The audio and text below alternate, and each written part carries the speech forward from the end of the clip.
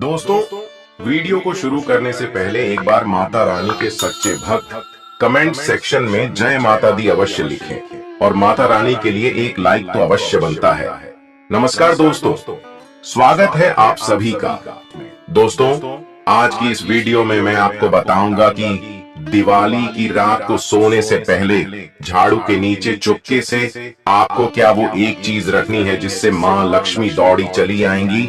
साथ ही हम आपको इस वीडियो में बताएंगे कि धनतेरस के दिन झाड़ू खरीदते समय किन बातों का आपको विशेष ध्यान रखना है, क्योंकि धनतेरस के दिन झाड़ू खरीदते समय कुछ सावधानियां आपको जरूर बरतनी चाहिए और कुछ नियमों का पालन भी आपको जरूर करना चाहिए, अन्यथा माता रानी के क्रोध का सामना आपको करना पड़ सकता है।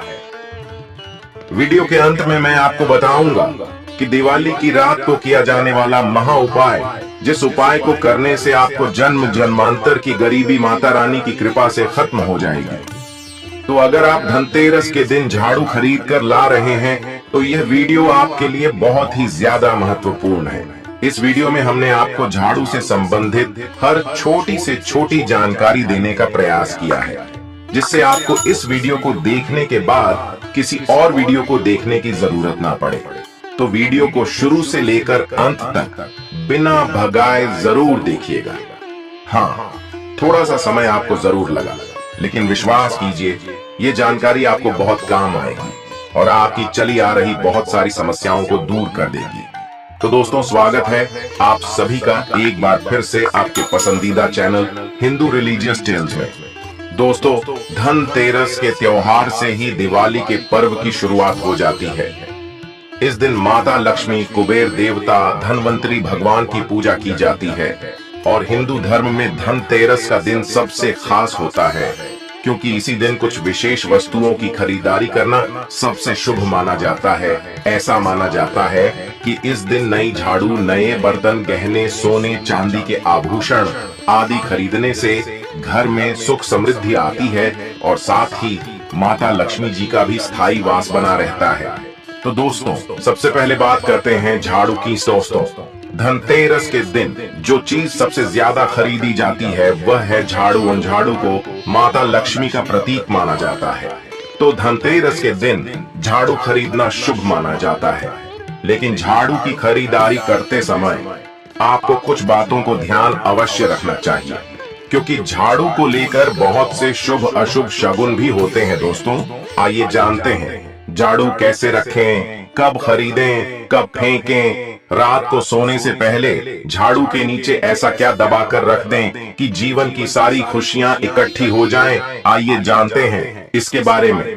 दोस्तों, उससे पहले हम आपसे एक विनती करते हैं कि इस वीडियो को लाइक अवश्य करें और चैनल को सब्सक्राइब करके बेल आइकन का बटन अवश्य दबा दें और इस वीडियो को अपने दोस्तों के साथ शेयर भी कर दीजिएगा।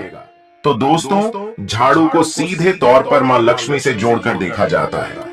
झाड़ू दरिद्रता रूपी परेशानी को घर से बाहर निकाल देती है, जीवन से भगा देती है। झाड़ू से जुड़े हुए बहुत सारे प्रयोग हैं। आज हम आपको एक खास बात बताएंगे जो जीवन की तमाम परेशानियों से आपको मुक्ति दिला सकती है।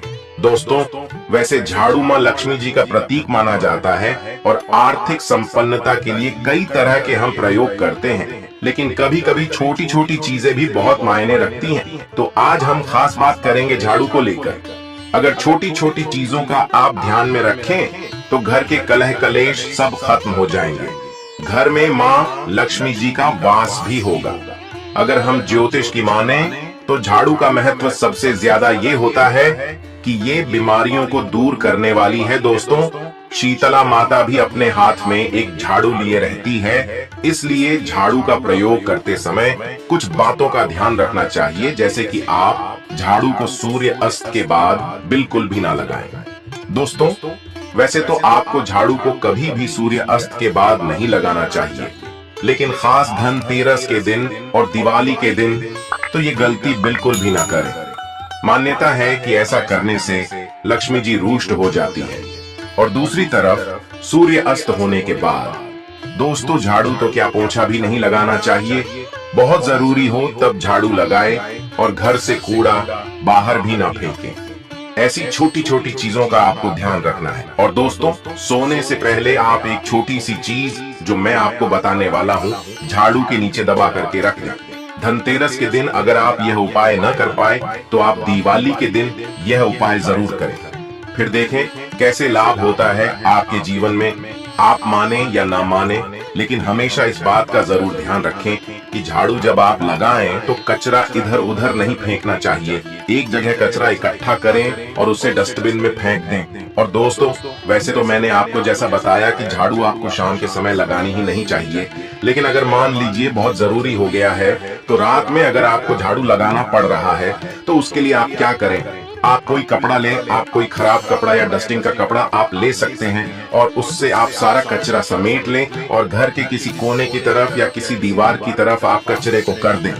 इस कचरे को रात के समय ही बाहर फेंकने की गलती ना करें और सुबह होने के बाद ही आप इस कचरे को घर से बाहर फेंकें। दोस्तों, झाड़ू को जहां तहां ऐसे ही नहीं रखना चाहिए, नहीं तो धन आगमन आपका रुक जाएगा। इसका प्रभाव आपके धन पर पड़ता है। आर्थिक परेशानियां से आपको ना गुजरना पड़े, इसलिए झाड़ू को जहां तहां आपको नहीं रखना चाहिए। इसकी कोई निर्धारित जगह बनाइए और ध्यान रखें कि ऐसे आपको रखना है कि इस पर किसी की भी आने जाने वाली की नजर ना पड़े। दोस्तों, सपने में झाड़ू देखना शुभ नहीं माना जाता। माना जाता है कि अगर आपने सपने में झाड़ू देख ली है तो आपको इस तरह का सपना तुलसी माँ को सुना देना चाहिए या फिर गाय को सुना देना चाहिए ताकि इसका कुप्रभाव टल जाए। लेकिन आपको एक बात बता दे दोस्तों कि अगर आपको धनतेरस या दीपावली की रात में सपने में झाड़ू दिख जाए तो आप बिल्कुल भी घबराना मत, क्योंकि यह बहुत ही ज्यादा शुभ संकेत है। तो माना जाता है कि धनतेरस या दीपावली वाले दिन आपको रात में सपने में झाड़ू दिखाई दे जाए तो आप पर मां लक्ष्मी की कृपा बरसाने वाली है। दोस्तों, अगर आप आर्थिक परेशानियों का सामना कर रहे हैं, चाहे वो किसी भी प्रकार की आर्थिक परेशानी हो, तो आपको धनतेरस के दिन नई झाड़ू जरूर खरीदनी चाहिए। झाड़ू का दान भी करना चाहिए। कहते हैं कि झाड़ू से नकारात्मक शक्तियां और साथ ही घर की दरिद्रता दूर हो जाती हैं और घर में सकारात्मक ऊर्जा का संचार होता है। घर में अगर कलह क्लेश ज्यादा हो, परिवार के लोगों में आपसी मतभेद ज्यादा रहते हो, तो भी धनतेरस के दिन नई झाड़ू जरूर खरीदनी चाहिए। इस दिन आप किसी भी तरह की झाड़ू खरीद सकते हैं, चाहे सींखों वाली हो, चाहे फूल झाड़ू हो, लेकिन झाड़ू जब आप खरीद कर लेकर आए तो विषम की संख्या में लेकर आए, जैसे कि 1, 3, 5, 7 और साथ ही आप धनतेरस के दिन आप झाड़ू के साथ कोई मीठी चीज जैसे मिठाई, बतासे, खिलौने जरूर लेकर आए। ऐसा करने से ही आपको झाड़ू के साथ शुभ फल की प्राप्ति होगी। साथ ही माता लक्ष्मी की कृपा आपके घर पर बनी रहेगी। साथ ही आपको ध्यान रखना है कि झाड़ू की सीखें टूटी फूटी ना हो, कटी फटी ना हो। तो ऐसी झाड़ू खरीदना ही धनतेरस के दिन शुभ माना जाता है। साथ ही प्रदोष काल में जब धनतेरस की पूजा की जाती है, तब आपको नई झाड़ू भी जिस जगह आप पूजा करते हैं, मंदिर में पास में ही रखनी है। झाड़ू की भी पूजा करें, हाथ जोड़कर प्रार्थना करें कि हे माता लक्ष्मी, हमारे घर पर सदा वास कीजिए। और पूजा करने के बाद आप झाड़ू के हैंडल पर सफेद रंग का धागा, आप चाहें तो कच्चा सफेद सूत भी प्रयोग कर सकते हैं। 7 बार आपको घुमाकर गांठ लगा देनी है। 3 गांठ आप लगाइए और फिर झाड़ू को आप उत्तर दिशा में छिपा कर रख दें। इस झाड़ू को आप सफाई में प्रयोग ना करें और अगले साल इसे जाकर मंदिर में गुप्त दान कर दें। साथ ही झाड़ू अगर आप हो सके तो 3 झाड़ू एक साथ खरीदें। अगर आपके सामर्थ्य है तो आप एक झाड़ू का दान मंदिर में करें, तो आप सूर्योदय से पहले किसी भी मंदिर में जाकर ये झाड़ू रखकर आ जाएं। आपको पीछे पलटकर वापस नहीं देखना है, क्योंकि जब आप झाड़ू का गुप्त दान करेंगे तो धनतेरस के अगले दिन आप इस उपाय को कर पाएंगे, क्योंकि धनतेरस के दिन झाड़ू खरीदना शुभ मानते हैं और दान की जाने वाली झाड़ू भी धनतेरस के दिन ही खरीदी हुई होनी चाहिए। तो आप अगले दिन सूर्योदय से पहले पहले उठकर स्नान करने के बाद आप झाड़ू को प्रणाम करें और किसी गुप्त जगह पर आप दान कर सकते हैं। अक्सर घर में कलह क्लेश होती हैं, पारिवारिक सदस्यों में मतभेद ज्यादा बना रहता है। तो ऐसा कई बार इसलिए भी होता है कि लोग अपने घर पर रखी गई झाड़ू का सम्मान नहीं करते। सबसे पहली बात, घर में झाड़ू कभी भी ना तो खड़ी करके रखनी चाहिए और ना ही उल्टी झाड़ू रखनी चाहिए। ऐसा करने से ही घर में बहुत ज्यादा कलह कलेश होता है। सबसे पहली बात कि घर में रखी गई झाड़ू इस तरह से आप रखें कि किसी को वह नजर ना आए। आप चाहे बैठाकर नीचे आप रख सकते हैं, छुपाकर। यहाँ तक कि आपके घर के जो पारिवारिक सदस्य हैं उनको भी झाड़ू आसानी से नजर ना आए। अगर आपके पास घर में पहले से ही कोई पुरानी झाड़ू है और आप उसे फेंकना चाहते हैं, आप धनतेरस के दिन पुरानी झाड़ू घर से बाहर कभी ना फेंके और ना ही कभी सूर्यास्त के बाद झाड़ू फेंके।